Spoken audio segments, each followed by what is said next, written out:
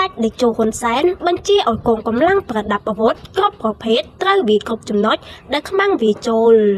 ក្រោយការអត់ធ្មត់លើសពី24ម៉ោងដើម្បីគោរពនៅបទចម្បាញ់និងត្រូវការពេលវេលាដើម្បីជំរាបប្រជាជនមកតំបន់សុវត្ថិភាពកាលពីល្ងាចម្សិលមិញថ្ងៃច័ន្ទទី8វិរៈកងទ័ពកម្ពុជាបានតបតបន្ថែមយប់ម្សិលមិញព្រឹកថ្ងៃអង្គារនេះតាមរយៈសំណេរបញ្ជាក់លើបណ្ដាញសង្គមព្រឹកថ្ងៃនេះសម្ដេចតេជោហ៊ុនសែនបានថ្លែងថាតាមនាយករដ្ឋមន្ត្រីអនុមឺនបានប្រកាសថា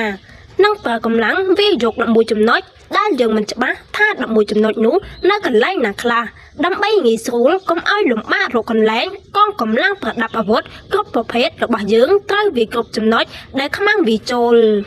សម្ដេចតេជោហ៊ុនសែនបានប្រកាសថាយើងការពីទឹកដីយើងដោយមានលេនដ្ឋានរឹងមាំជាមួយអាវុធគ្រប់ប្រភេទឯសត្រូវឈ្លានពាន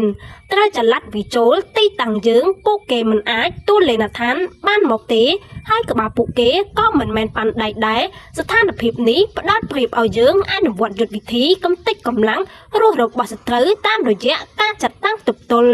សម្ដេចតេជោហ៊ុនសែនបញ្ជាក់ថាសម្រាប់មេទ័ពថៃបានប្រកាសថាដើម្បីសន្តិសុខប្រជាជនថៃត្រូវបំផ្លាញសមត្ថភាពកម្លាំងការពារជាតិរបស់កម្ពុជាសម្រាប់រយៈពេលវែងសម្ដីរបស់មេទ័ពខ្លាំងជាងប្រទេសមហាអំណាចខាងអាវុធនិងកងទ័ពនៅលើពិភពលោកនេះទៅទៀតសម្ដេចតេជោបានថ្លែងសង្កត់ធ្ងន់ថាយើងមិនអង្គុយអបដៃឲ្យអស់លោកបំផ្លាញតាមចិត្តរបស់អស់លោកទេចុងក្រោយខ្ញុំកំពុងតែមើលមនុស្សមួយចំនួនដែលការពីកម្ពុជាតបតដើម្បីការពីខ្លួនកាលពីខែកក្កដាពួកគេចោទយើងថាលំមសង្គ្រាមពេលយើងអត់ធ្មត់ក៏រកបាត់ឈប់បាញ់និងដោះស្រាយដោយសន្តិវិធីគេចោទយើងថាខ្លាចថៃមិនហ៊ានវាយឬកាត់ដីឲ្យថៃដើម្បីយកសន្តិភាពពេលនេះយើងវាយដើម្បីការពារខ្លួនទៀតហើយតើពួកគេនឹងនិយាយទៀតយ៉ាងម៉េចកម្ពុជាត្រូវការសន្តិភាពតែកម្ពុជាបង្ខំចិត្តវាយតបដើម្បីការពារទឹកដីយើង